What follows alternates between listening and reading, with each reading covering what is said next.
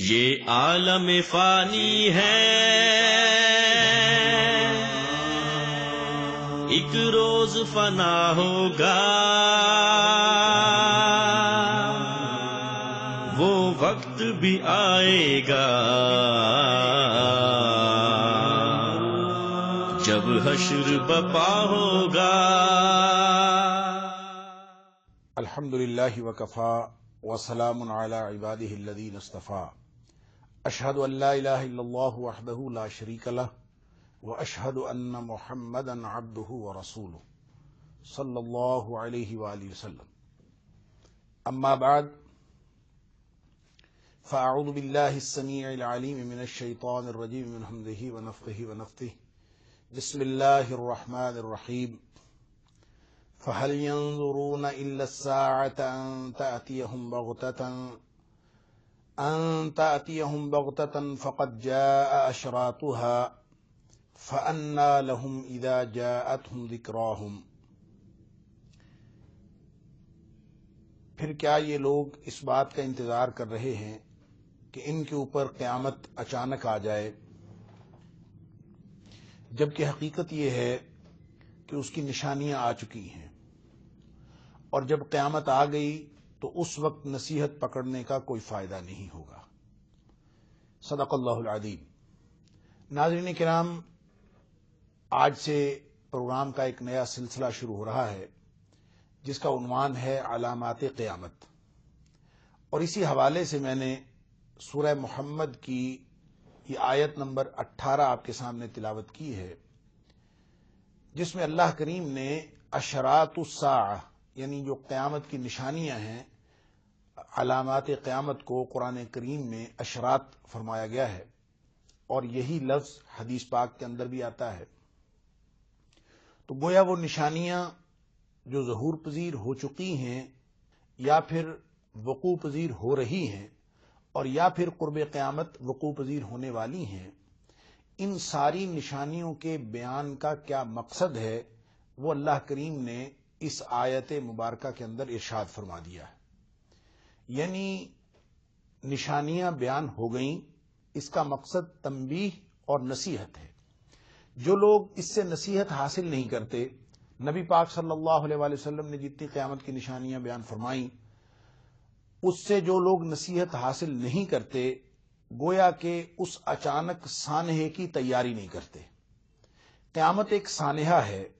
جو اللہ تعالیٰ سے انسانوں کی ملاقات کروا دے گا۔ ناظرین کرام، یہ بات ہمارے ذہنوں میں ہمیشہ رہنی چاہیے کہ انسان کی اللہ کے ساتھ ملاقات ہونی ہے۔ یہ جو دنیا کے اندر تگ و تاز ہے، جتنی جد و جہد ہے، تو اللہ کریم نے فرمایا کہ یا ایھا الانسان انک کادح الی ربک کدحا فملاقیہ، اے انسان تو محنتی اور مشقتی پیدا کیا گیا ہے، تیری مشقت کا یہ سفر ہر وقت، ہر لمحہ اور ہر لحظہ جاری ہے، اور ایک وقت آئے گا تیرا یہ سفر ختم ہو جائے گا جب تیری ملاقات تیرے رب کے ساتھ ہو جائے گی۔ یہ جو سفر جاری ہے یہ اپنے اللہ کی طرف ہے۔ یا ایھا الانسان انک کادح الی ربک کدحا فملاقیہ، کہ اے انسان تو اپنے رب کی طرف محنتی اور مشقتی بن کے سفر جاری رکھے ہوئے ہے، اور ایک وقت آئے گا کہ تیری ملاقات ہو جائے گی۔ اب ناظرین کرام، یہ جو ملاقات ہے اس کے دو طریقے ہیں، اللہ کریم سے ملاقات ہونے کے اور ہمارا یہ سفر زندگی ختم ہو جانے کے دو طریقے ہیں۔ ایک طریقہ ہے موت، اور دوسرا ہے قیامت۔ موت کا بھی وقت مقرر ہے اور قیامت کا بھی وقت مقرر ہے، لیکن ان دونوں کا وقت ہمیں بتایا نہیں گیا۔ قیامت کا علم بھی اللہ کے پاس ہے، قیامت کے وقت کا علم بھی اللہ کے پاس ہے۔ لا یجلیھا لوقتھا الا ہو، قرآن کہتا ہے کہ یہ قیامت کو ظاہر وہ کرے گا جب بھی اس کا وقت مقرر ہے، اللہ کریم ہی ظاہر کرے گا، اس کے علاوہ کسی کو معلوم نہیں۔ اور موت کا وقت بھی کسی کو معلوم نہیں ہے سوائے اللہ کے۔ تو انسانوں کے حوالے سے یہ دونوں سانحے اچانک ہونے، موت آنی ہے تو وہ بھی اچانک آنی ہے، اسی طرح قیامت آنی ہے تو وہ بھی اچانک آنی ہے۔ تو یہ اچانک جو دونوں طریقے اللہ کریم کے ساتھ ملاقات کے ہیں، یہ اچانک ہیں، تو اس کے لیے تیاری تو کی جانی چاہیے۔ اسی لیے نبی پاک صلی اللہ علیہ وآلہ وسلم نے موت کو بھی ہمیشہ یاد رکھنے کی نصیحت اور حکم فرمایا ہے کہ اکثروا ذکر حادم اللذات الموت، لذتوں کو توڑ دینے والی موت کو اکثر یاد رکھا کرو تاکہ انسان اس سانحے کی تیاری کرتا رہے. یہ اس کا مقصد ہے. یہی مقصد ناظرین کرام علامات قیامت کا ہے کہ قیامت کی علامات بیان فرما دی گئیں. نبی پاک صلی اللہ علیہ وآلہ وسلم نے مختلف احادیث کے اندر مختلف نشانیوں کو اور مختلف علامات قیامت کو بڑی تفصیل سے بیان فرمایا ہے، اور ان کا مقصد بھی صرف یہ ہے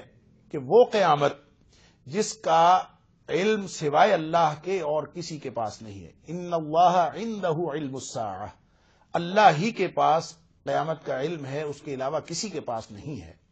تو اللہ تعالیٰ سورہ محمد کی اس آیت میں جو میں نے شروع میں تلاوت کی، اللہ تعالیٰ فرما رہے ہیں کہ اگر لوگ قیامت کی نشانیاں دیکھ کر نصیحت نہیں پکڑتے تو جب قیامت آ جائے گی، اچانک رونما ہو جائے گی، تو اس وقت نصیحت پکڑنے کا کوئی فائدہ نہیں. اس کا مطلب یہ ہے کہ یہ جو نشانیاں نبی پاک صلی اللہ علیہ وسلم نے بیان فرمائی ہیں، ان کے بیان کا مقصد ہی یہ ہے کہ لوگوں کو تنبیہ کر دی جائے. وہ ان کو جو شخص نصیحت پکڑنا چاہتا ہے وہ نصیحت پکڑ لے، جو سنبھلنا چاہتا ہے وہ سنبھل جائے. جو شخص اللہ اور اس کے رسول صلی اللہ علیہ وآلہ وسلم کی باتوں پر ایمان لانا چاہتا ہے یا ایمان کا دعویٰ کرتا ہے، وہ اپنے ایمان کو مضبوط بنا لے. اس لیے کہ اہل ایمان کی تو نشانی ہی یہ ہے الذین یؤمنون بالغیب، کہ وہ بغیر دیکھے چیزوں پر ایمان لے آتے ہیں، یقین کر لیتے ہیں. نبی کریم صلی اللہ علیہ وسلم پر ایمان کا کیا تقاضا ہے؟ اس کا تقاضا یہ ہے کہ جو بات صادق المصدوق، ساری کائنات کے سچے نبی اکرم صلی اللہ علیہ وسلم نے جو باتیں ارشاد فرما دیں وہ من و عن درست ہیں،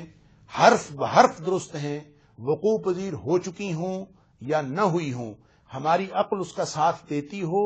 یا نہ دیتی ہو، ہمارے زمان و مکان کے پیمانے بھی اس کے ساتھ اگرچہ نہ دے رہے ہوں، اگرچہ ہمارا علم بھی اس کے خلاف کوئی بات بتا رہا ہو، لیکن نبی اکرم صلی اللہ علیہ وآلہ وسلم پر ایمان کا تقاضا یہ ہے کہ جو بات نبی پاک صلی اللہ علیہ وسلم نے ارشاد فرما دی وہ حرف بحرف درست ہے. تو گویا قیامت کی نشانیاں جو اگرچہ کسی بھی قسم سے تعلق رکھتی ہوں، ماضی سے، حال سے یا مستقبل سے، کسی بھی قسم سے تعلق رکھتی ہوں یا کسی بھی زمانے سے تعلق رکھتی ہوں، نبی پاک صلی اللہ علیہ وسلم نے جب ان کو بیان فرما دیا تو اس کا مقصد یہ ہے اور اس کا تقاضا یہ ہے کہ ہم اس پر من و عن ایمان لے آئیں اور اس پر یقین کر لیں، اس کو سمجھ لیں کہ جو کچھ نبی پاک صلی اللہ علیہ وآلہ وسلم نے ارشاد فرمایا وہ ہر صورت میں اور حرف بحرف صحیح، اور اگر وہ صحیح ہے اور یقیناً صحیح ہے، یہ ایمان کا تقاضا ہے. اس کے حوالے سے ایک حدیث میں عرض کرنا چاہتا ہوں. کتاب المناقب، بخاری شریف کے اندر کتاب المناقب میں ایک روایت ہے کہ نبی پاک صلی اللہ علیہ وآلہ وسلم ایک دفعہ پرانے وقتوں کا کوئی واقعہ ارشاد فرما رہے تھے، اور آپ نے فرمایا کہ پرانے وقتوں میں کوئی آدمی تھا جس نے بیل کے اوپر وزن لاد دیا، اور جب بیل کے اوپر وزن پڑا تو بیل بولنے لگا. بیل نے کہا کہ میں وزن لادنے کے لیے نہیں ہوں، میں تو کھیتوں میں ہل چلانے کے لیے ہوں. نبی پاک صلی اللہ علیہ وآلہ وسلم نے ابھی اتنی بات ارشاد فرمائی تھی کہ محفل میں سے ایک شخص بولنے لگا، اور اس شخص نے نبی پاک صلی اللہ علیہ وآلہ وسلم سے یہ سوال کیا کہ اللہ کے رسول صلی اللہ علیہ وآلہ وسلم، بیل تو نہیں بولتا، بیل تو باتیں نہیں کرتا. تو آپ نے فرمایا کہ بیل نے اپنے مالک سے کہا کہ میں وزن لادنے کے لیے نہیں ہوں، میں تو کھیتوں میں ہل چلانے کے لیے ہوں. تو نبی پاک صلی اللہ علیہ وآلہ وسلم نے اس بات کے لیے کہ بیل بولتا ہے کہ نہیں بولتا کوئی دلیل ارشاد نہیں فرمائی، بلکہ آپ نے فقط اتنا ارشاد فرمایا کہ بیل بولتا ہے کہ نہیں بولتا، یا ابو بکر صدیق سے پوچھ لو رضی اللہ تعالیٰ عنہ، یا عمر فاروق رضی اللہ تعالیٰ عنہ سے پوچھ لو. کیوں؟ اس لیے کہ وہ ایمان کی اس سطح پہ ہیں جن کو یہ حقیقت کامل یقین کی حد تک واضح ہے کہ جو بات نبی پاک صلی اللہ علیہ وآلہ وسلم ارشاد فرما دیں وہ ویسے ہی ہے جیسے آپ نے ارشاد فرمایا. اگر آپ فرمائیں کہ بیل بولا ہے تو دنیا میں، تاریخ میں کبھی کسی نے بیل کو بولتے ہوئے نہ سنا ہو، نہ دیکھا ہو. جب نبی پاک صلی اللہ علیہ وآلہ وسلم نے فرما دیا ہے تو بیل بولا ہے. نبی پاک صلی اللہ علیہ وسلم فرما دیں کہ دیواریں بولتی ہیں یا دیواریں بولیں گی، تو اس کا مطلب ایمان کا تقاضا یہی ہے کہ ہم اس کو یقین کی حد تک تسلیم کر لیں، عین الیقین کی حد تک تسلیم کر لیں کہ نبی پاک صلی اللہ علیہ وسلم نے جو بات فرمائی ہے، آپ نے فرمایا دیواریں بولتی ہیں یہ بولیں گی تو دیواریں بولتی ہیں یہ بولیں گی، آپ فرمائیں کہ پتھر بولتے ہیں تو پتھر بھی بولتے ہیں، ساری کائنات میں سے آوازیں آتی ہیں تو ساری کائنات میں سے آوازیں آتی ہیں، چاہے ہم نے وہ آواز کبھی نہ سنی ہو۔ سب سے پہلی جو نصیحت ہے اور سب سے پہلی جو تنبیہ ہے وہ اپنے ایمان کو مضبوط کرنے کی ہے۔ نبی پاک صلی اللہ علیہ وسلم نے جو ہمیں جتنی بھی نشانیاں بیان فرمائی ہیں، ہم اپنے ایمان کو اس کے ساتھ مضبوط کریں، یہ سب سے پہلی ضرورت اور سب سے پہلا تقاضا ہے جو پورا ہوتا ہے ان نشانیوں کے بیان سے۔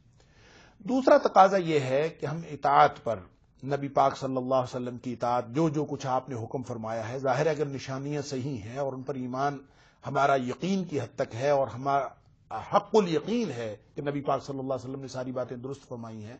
تو ہم اطاعت پر جت جائیں، اللہ اور اس کے رسول صلی اللہ علیہ وسلم کی مرضی کے مطابق زندگی گزارنا شروع کر دیں۔ گویا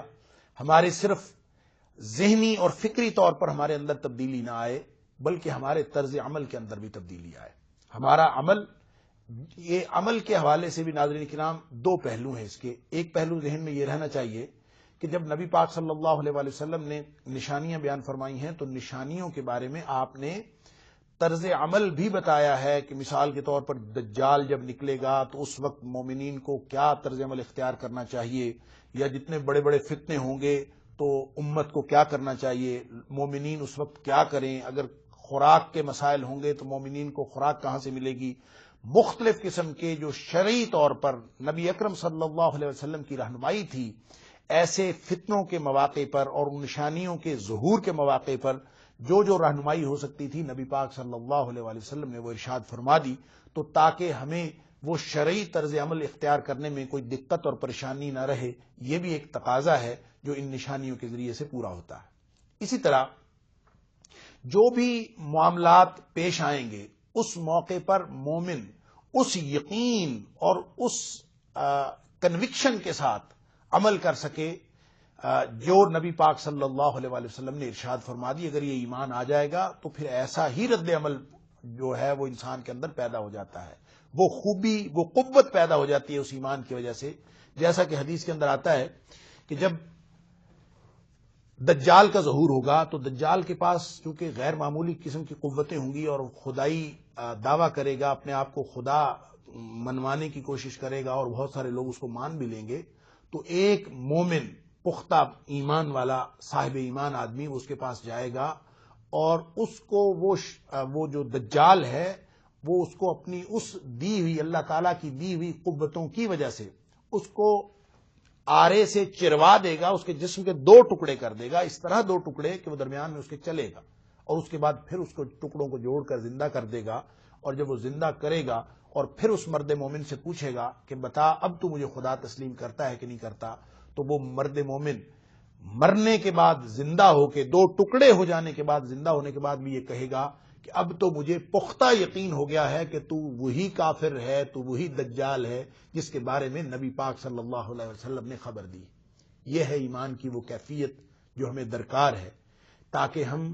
نصیحت حاصل کر لیں، ہمارے طرز عمل کے اندر تبدیلی پیدا ہو جائے، ہم جو تیاری اس قیامت کے لیے کر سکتے ہیں وہ ابھی سے کر لیں، اس لیے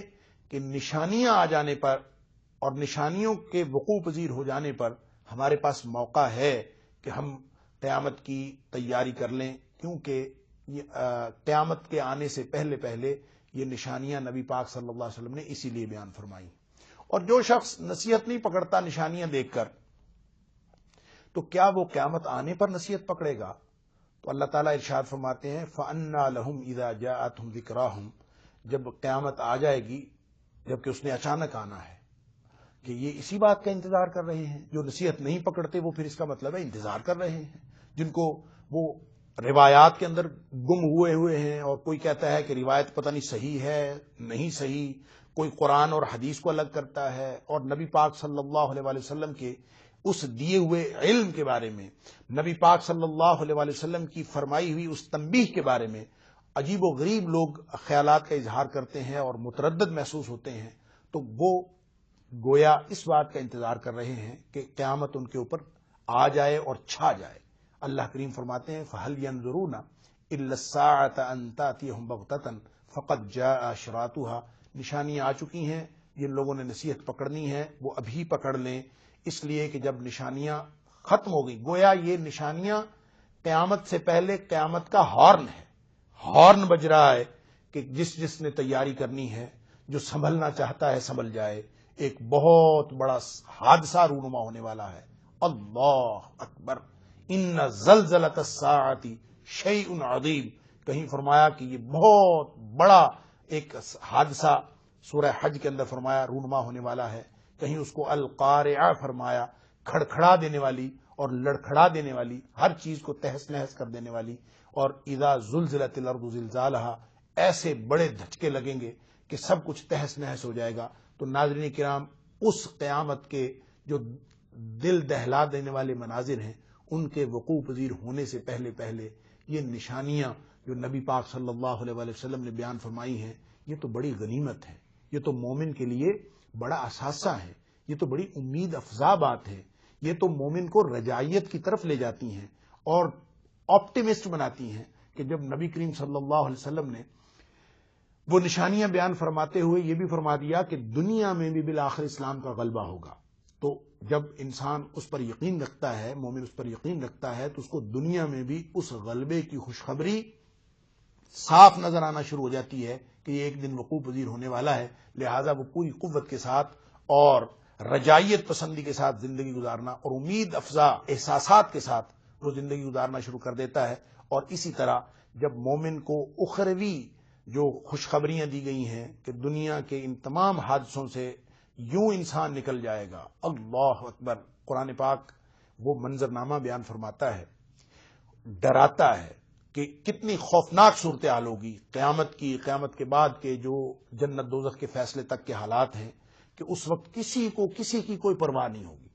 یوم یفر المرء من اخیہ وامہ وابیہ وصاحبتہ وبنیہ لکل امرئ منہم یومئذ شأن یغنیہ، ہر شخص کو اپنی اپنی پڑی ہوگی، نہ باپ بیٹے کو پہچانے گا، نہ بیوی کو، کوئی کسی کا نہیں ہوگا، سب رشتے ختم ہو جائیں گے۔ لیکن فرمایا مومنین کو امید کی بات بتائی کہ وجوہ یومئذ مسفرہ ضاحکۃ مستبشرہ، انتہا درجے کی اس خوفناک صورتحال میں بھی کچھ چہرے ہوں گے جو چمک رہے ہوں گے، ضاحکۃ مستبشرہ، صرف چمک نہیں رہے ہوں گے، وہ ہنس رہے ہوں گے اور خوشی سے شاداب ہوں گے۔ اللہ اکبر، گویا مومنین کو ان نشانیوں کے ذریعے سے صرف تنبیہ نہیں فرمائی جا رہی، تنبیہ کے ساتھ جو نصیحت پکڑ لیتے ہیں اور جو موت کی اور قیامت کی تیاری کر لیتے ہیں، ان کو ساتھ خوشخبری بھی دی جا رہی۔ یہ ہے ناظرین کرام علامات قیامت کے بیان کا مقصد۔ اور آج کے پروگرام کے آخر پہ میں یہ بھی تعارف کروا دوں، یہ جو نشانیاں ہم بیان کرنے جا رہے ہیں اگلے پروگرامات کے اندر، ان نشانیوں کی کتنی قسمیں ہیں اور اس کی تعداد کتنی ہے۔ ناظرین کرام، مختلف مصنفین نے اور مختلف کتابوں کے مؤلفین نے ان کی تعداد بھی مختلف رکھی ہے اور ان کی تقسیم بھی اپنے اپنے طور سے کی ہے۔ اس میں امام قرطبی کی تذکرہ کے اندر بھی اس کی تقسیم کی گئی ہے، اور اس کے بعد جو متاخرین مؤلفین ہیں انہوں نے بھی اپنی اپنی تقسیم کی ہے، لیکن ایک بات سب میں کامن ہے، ایک بات سب میں مشترک ہے، اور وہ ہے کہ سب نے علامات صغرا اور علامات کبرا، چھوٹی نشانیاں اور بڑی نشانیاں، قیامت کی نشانیوں کو ان دو حصوں میں ضرور تقسیم کیا ہے۔ لیکن ایک اور تقسیم اس میں یہ آتی ہے کہ علامات صغرا جو ہیں اس میں پھر دو قسم کی تقسیم ہے، یعنی علامات صغرا وہ چھوٹی نشانیاں جو قیامت سے بہت پہلے وقوع پذیر ہونی ہیں یا ہو چکی ہیں، ان کو علامات صغرا یعنی چھوٹی نشانیاں کہا گیا۔ ان میں بھی پھر آگے دو قسم کی تقسیم ہے، ایک وہ نشانیاں ہیں جو آج سے پہلے یعنی حال سے پہلے ماضی میں وقوع پذیر ہو چکی ہیں، اور کچھ وہ نشانیاں ہیں جو آج کے دور میں وقوع پذیر ہو رہی ہیں، اور یہ علامات صغرا ہی کی دو قسمیں ہیں۔ اس اعتبار سے مؤلفین نے یوں بھی اس کی تقسیم کی ہے کہ علامات صغرا یعنی چھوٹی نشانیاں، اور پھر علامات متوسطہ کہ جو درمیانی نشانیاں ہیں جو دور حاضر میں یا حال میں وقوع پذیر ہو رہی ہیں، اور پھر علامات کبرا ہیں جو بالکل قرب قیامت جا کے وقوع پذیر ہوں گی۔ اس کے لیے ناظرین کرام کتابیں تو بے شمار ہیں، ہم نے جس کتاب کو اپنی ترتیب کے لیے ملحوظ رکھا ہے وہ محمد بن عبد الرحمن العریفی، بلکہ یوں کہنا چاہیے الدکتور محمد بن عبد الرحمن العریفی، جو ایک سعودی یونیورسٹی کے استاد ہیں، ان کی ایک کتاب ہے نہایت العالم، دنیا کا خاتمہ۔ تو اس کتاب کا ترجمہ دارالسلام نے شائع کیا ہے، جس کا عنوان ہے جب دنیا ریزہ ریزہ ہو جائے گی۔ تو حقیقت میں یہ قیامت کی نشانیوں کی کتاب ہے۔ تو ہم نے اگلے پروگرامات کے لیے جو ترتیب ملحوظ رکھی ہے، اس میں اسی کتاب کو، جو ڈاکٹر محمد بن عبد الرحمن العریفی کی کتاب ہے، اسی کی ترتیب کو ملحوظ رکھا ہے۔ البتہ محمد اقبال کیلانی کا جو تفہیم السنہ سلسلہ ہے کتابوں کا اور احادیث کے مجموعے کا، اس میں جو انہوں نے علامات الساعہ اکٹھی کی ہیں، انہوں نے ایک اور طرح سے تقسیم کی ہے، وہ بھی بڑی دلچسپ ہے، اور وہ یہ ہے کہ انہوں نے کچھ نشانیوں کو فتنے قرار دے کے جو فتنوں پر مشتمل نشانیاں ہیں ان کو الگ کر دیا، اور اس کے علاوہ کچھ نشانیاں ہیں جو فتنے تو نہیں ہیں لیکن وہ نشانیاں ہیں، وہ تبدیلیاں ہیں، طرز معاشرت کی تبدیلیاں ہیں، انسانوں کے فہم و فکر کی تبدیلیاں ہیں، انسانوں کے طرز عمل کی تبدیلیاں ہیں۔ تو انہوں نے یوں تین طرح سے تقسیم کی ہے کہ جو پازیٹو بھی تبدیلیاں ہو سکتی ہیں، نیگیٹو بھی ہو سکتی ہیں، تبدیلیوں کو الگ کر دیا ہے۔ جو فتنے ہیں، جو ہر شخص کے لیے فتنے ہیں، وہ الگ ہیں، اور آخر پہ پھر علامات کبریٰ جیسے دیگر مؤلفین نے بیان کی ہیں، انہوں نے اس کو اس طرح سے تقسیم کیا ہے۔ لیکن ہمارے پروگرام کی ترتیب انشاءاللہ وہ جیسا میں نے عرض کیا، نہایت العالم جو کتاب ہے اسی کے ترتیب کو ملحوظ رکھ کے ہوگی، اور ان ساری نشانیوں کے بیان کا مقصد وہی ہوگا جس کو ہم سب کو اپنے ذہن و قلب کے اندر جاگزیں کر لینا چاہیے، اور اسی فکر اور اسی احساس کے ساتھ ان نشانیوں کا مطالعہ کرنا چاہیے کہ ہمیں اللہ تعالی وہ نصیحت پکڑنے کی توفیق عطا فرما دے جس نصیحت کے لیے اللہ کریم نے اپنے نبی کریم صلی اللہ علیہ وسلم کو اس دنیا میں مبعوث فرمایا، اور انہوں نے ہمارے لیے دیگر علوم کے ساتھ ساتھ قیامت کی نشانیاں بھی بیان فرمائیں۔ یہی اس کا مقصد ہے۔ اللہ تعالی ہم کو تمام علوم دینیہ سیکھنے اور سمجھنے اور اس پر عمل کرنے کی توفیق عطا فرمائے۔ وآخر دعوانا ان الحمدللہ رب العالمین۔ سوچا بھی کبھی تو نے کیا حال تیرا ہوگا، پیوست تیرے دل میں جب تیر قضا ہوگا، آئے گی قیامت جب اٹھ جائیں گے سب پردے، دیکھیں گی وہ آنکھیں جو کانوں نے سنا ہوگا، یہ عالم فانی ہے،